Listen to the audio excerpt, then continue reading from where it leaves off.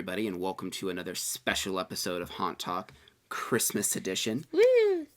As you can see, everything's Christmassy, and this piece of shit tree keeps falling, so we are super happy that this is the last video we're filming where these stupid trees are here. They're literally duct taped to a board that's duct taped to a shelf that's sitting behind us. So we're happy to be rid of them. Yes. But in this episode, we're going to be reviewing Fear Columbus's Christmas event. Yay. Now, unfortunately, I'm going to be staying up late again like I did for Mansfield's one to get it up Saturday. I don't believe you can buy tickets for it anymore, but if you're going, if you've already pre-purchased your tickets, you'll be able to kind of know what to expect. And if you were kind of curious as what the event was like in general, we will be telling that to you as well. Yay.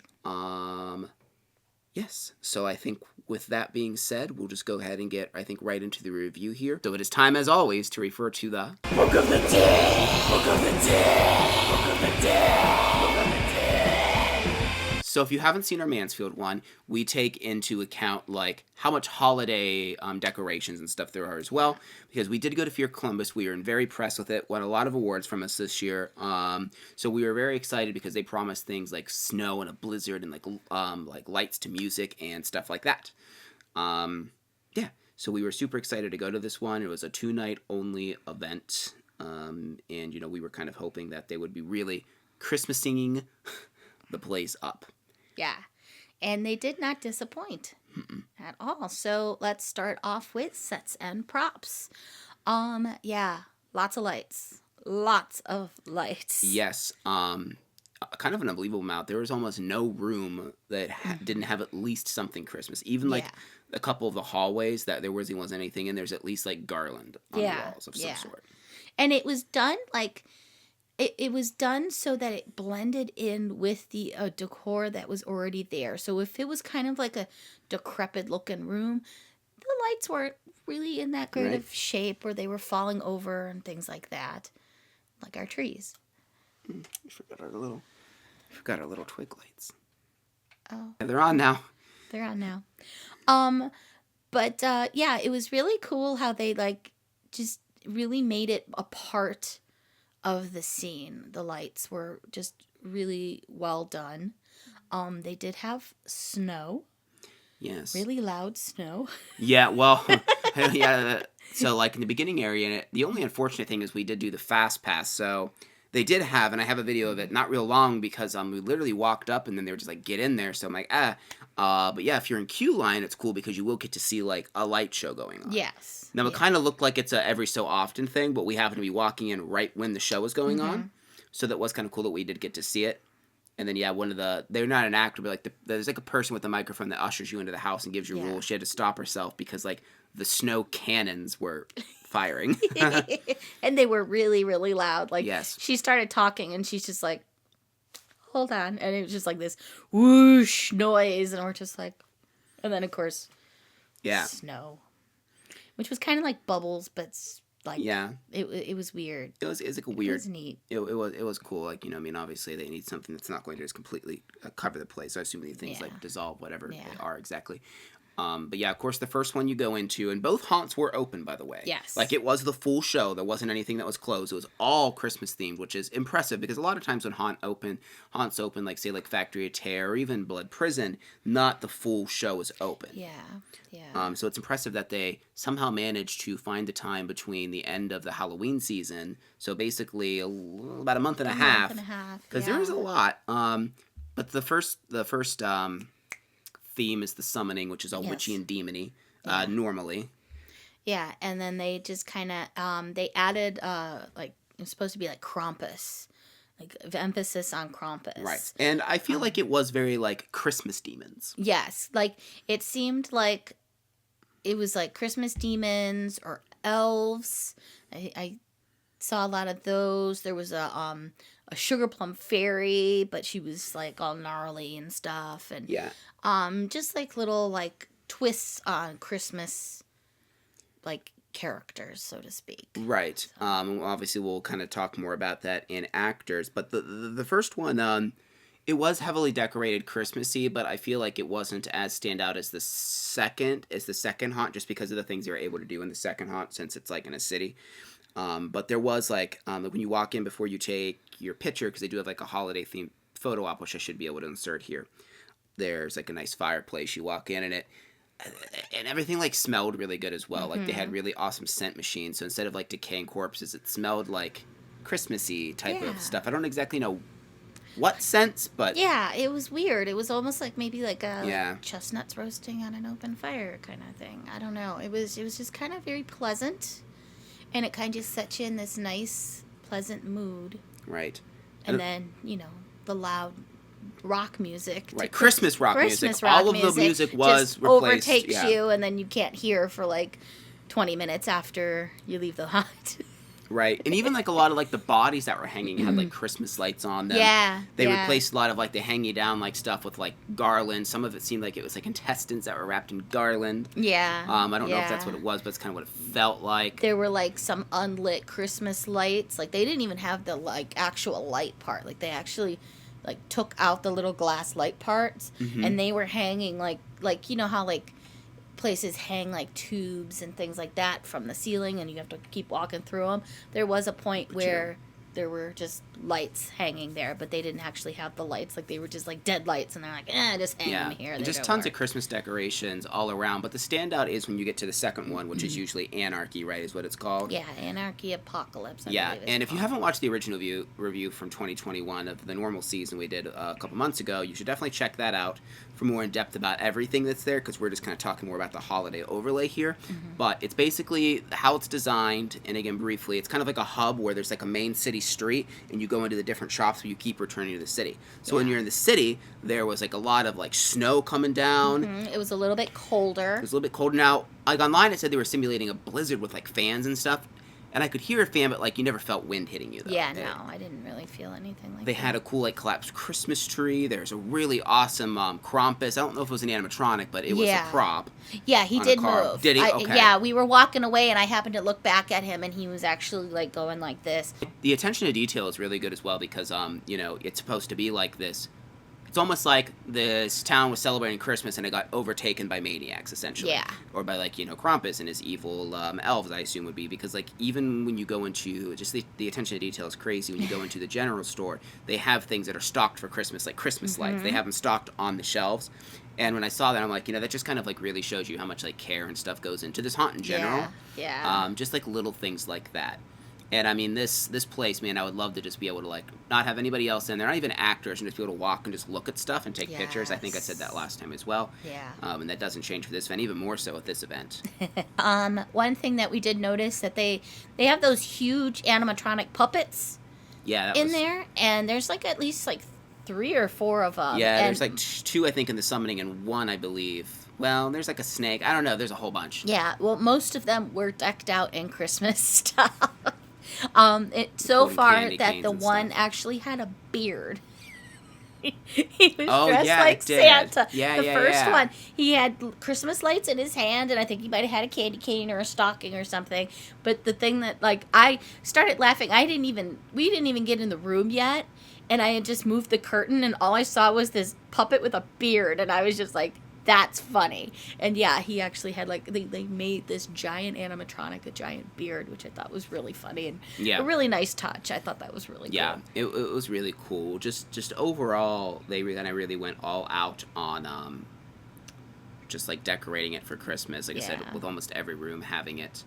For sets and props, we did give them a 10. We gave it a 10 for sets and props regular, and the amount of work they put into it, I think, is just deserving of the 10, because they really just didn't just open it up and didn't really do much besides a Christmas tree here. They really went above and beyond for it. Yeah, for sure. So that moves us on to actors. Pretty much everybody was Christmas themed, and so there was, like, evil elves, even the one, the pig-headed guy in the butcher area, he had a Santa hat on. Yeah. It just was really cool how, like, they had everything themed. The demon that was on the one stage. On the stage, yeah. It was actually a different costume, because the last time it was, like, a red costume. Oh, yeah, no, it was wintry and It was, stuff. like, a winter white demon, which I thought was a good touch. There's a ton of evil elves, like she was saying, like a lot of them, especially when you got to Anarchy in the Streets. They were some of my favorite because, like, they weren't ones, because we talked about in the actual review, but a lot of the actors, or the review for the normal season, they just use what's basically referred to as a boo pedal, which they hit this thing and it makes a noise, so it's not them talking. They use this a lot in Halloween Horror Nights. But the ones that were on the streets weren't those. They were just roaming, and they could do what they wanted, so they actually would interact with you more than just hitting a pedal and going ba-da-da-da-da-da, and then going back. So I really enjoyed those.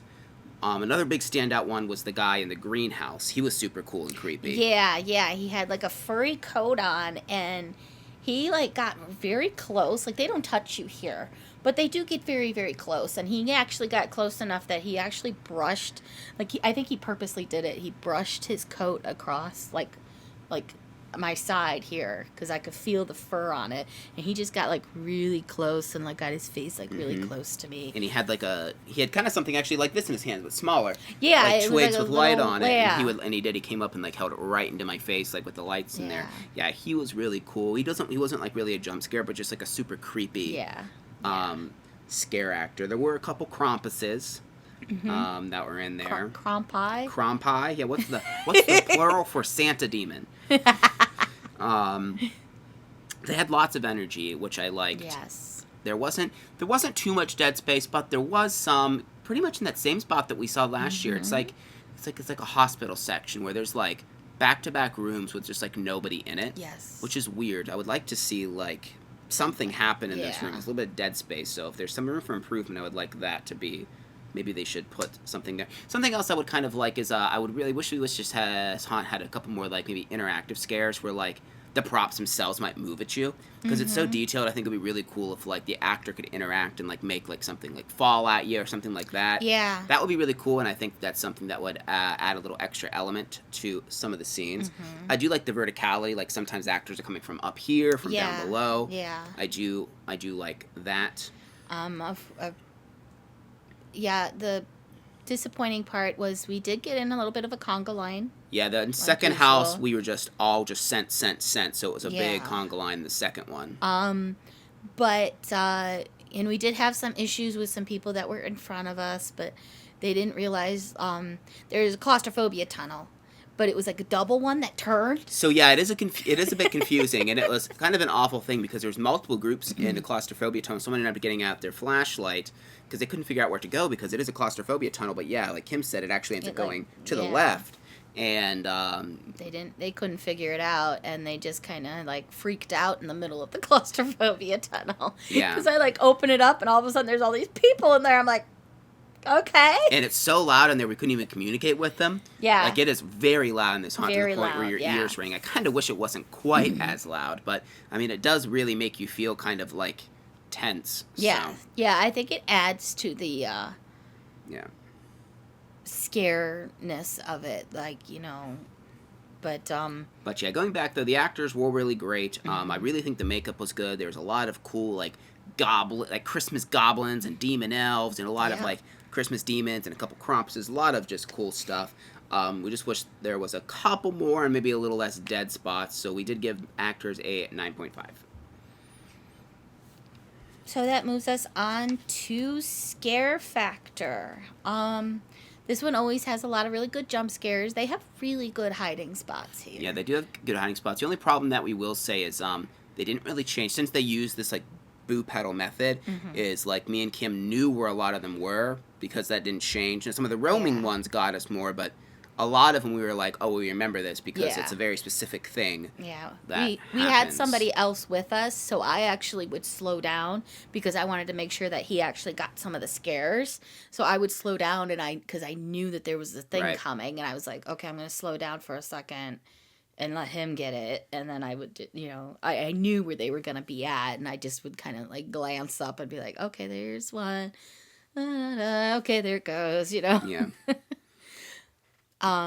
But obviously they don't touch you here or anything like that, so there's not that element. Nice thing is there's not many air cannons. There's only like 2 or 3 throughout the entire thing, and which they're not I like. super loud. Yeah, they're not like Mansfields that literally try and murder you. But like I said, it is very anxiety-inducing because of the loud noises, because of just how it's set up. The summoning, if you... Now, obviously haunted houses you shouldn't go to if you're epileptic at all. Right. But like this one might make you epileptic.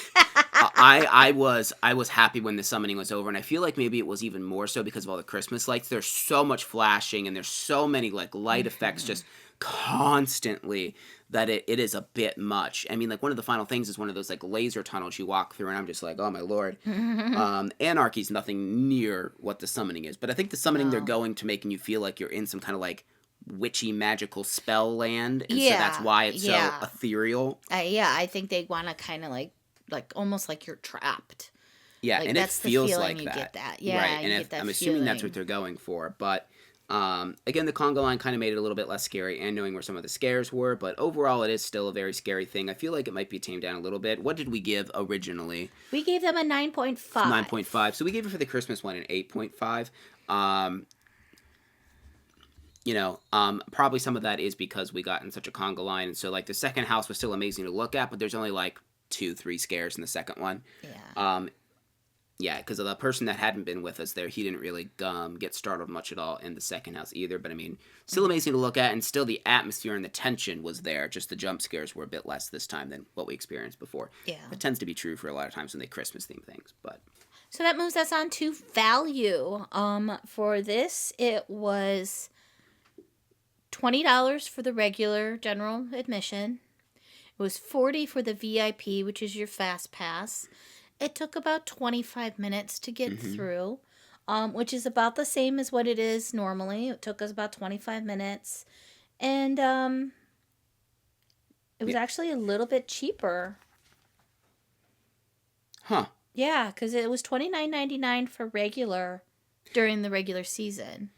Interesting. Yeah, because this one, well, I think they started, so we ended up doing the fast pass, which is $40. Now, since we couldn't go back and buy tickets, it started at $20. They might have had things for different time slots that might have been more expensive. Maybe. Because I think that they do a tier system as well. Like, I think they have like nights where it's only $20 in the regular. But either way, because, we take in consideration all the extra work, and this is a special event, so you're getting to go to a haunt outside of normal operating system. Remember, that's expensive because normal operating season, they have everything basically in line. So to do something like this, they're pulling in a whole team of actors and stuff for 2 days. Yeah. So it's a lot different, and training them up for 2 days. So the fact that they didn't really upcharge, and what we're seeing seems like it actually was a little bit cheaper. The VIP is pretty expensive. It's double the price, but it's literally like front of the line. Like, you don't wait. We walked right up. And that's the same thing that happened last time. Yeah. Which actually, what we have for the original one is they had a fast pass and a front of the line. I know we only did the fast pass, but we went right to the front anyways because no one else did it. Because it was $10 for the regular fast pass, which is what we did for today, and then it was $20 for front of line, which literally took you right there. Yes. So for value, we gave it a 10. We think that the value is great for a special thing that's actually the same price to less than what it was before. Yeah. Is awesome. And of course, that brings us to our overall score, which we gave a 9.52. So again, if you haven't bought your tickets already, you're not able to go this year, but if you've already bought them, you should know that you're probably going to have a great experience. If you've watching this video and you've already went, let us know in the comments what you thought of it. What would you, what would you rate it? That's kind of actually, we don't actually ask that, but if you could just give an overall score, let us know in the comments what you give. And you can actually, if you want, you can tell us what you would give in each category personally as well. But I'm actually kind of curious. Yeah. Maybe that's something we'll ask more. Now, obviously, this is going to be the last haunted house review on the channel for a little while, but it's not going to be the last video, obviously, by any means. Now, this coming week's probably not going to be anything but after this one because it's Christmas. Hey. And, we usually upload towards the weekend, and I'm not going to try and upload things then. But then the week after that, continue to look out for more podcasts. We'll be probably writing more stories for ASMR. I don't know exactly when another ASMR one will come out, so if you like that, do let us know. Go to that video, watch it, comment. I wrote a story, Kim reads it, and we do ASMR, kind of like sound effects. Yeah. So if that sounds fun, check that out. And again, the weekly podcast, Creeps, Creatures, and Haunts. Oh my. That's every Friday is when the podcast go live. And the video I was doing on Saturdays, but it might be Fridays now because more people online. I don't know. It's going to be one of those 2 days. I keep trying things to see what helps better the views. It's just kind of hard. And also want to thank the Patrons. We don't have a ton, but we have 3 now, and it's greatly appreciated. We see that. And if you are watching this, I do plan on reaching out because, we have a couple people that, get cards, and the one person, you have a t-shirt and stuff like that coming to you. So if you're watching this, I will be reaching out when things kind of settle down a little bit. We will get that all figured out. We very much appreciate it. If you want to become a patron and help out, links are always in the description below. Links for everything is always in the description of the video. And of course, as always, make sure to like, subscribe, and click the notification bell. Last time, Kim will get to ring the jingle bells. Not gonna stop. Please stop. Yes. But thank you very much for watching, and we will see you in the next video. Bye.